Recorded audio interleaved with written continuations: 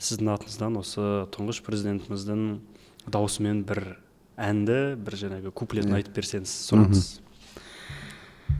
Сүйкімді аққу жазып қанатын, біздің көлдің ұшып баратын, менің сәулем ал менің сәулем, сол аққудан сұлу болатын. Менің сәулем ал менің сәулем, сол аққудан сұлу болатын.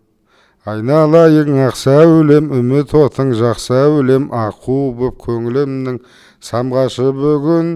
Күнде күліп арайлым, келеме деп қараймын, бақытты бол өмірде шырайлым менің. Деген екен.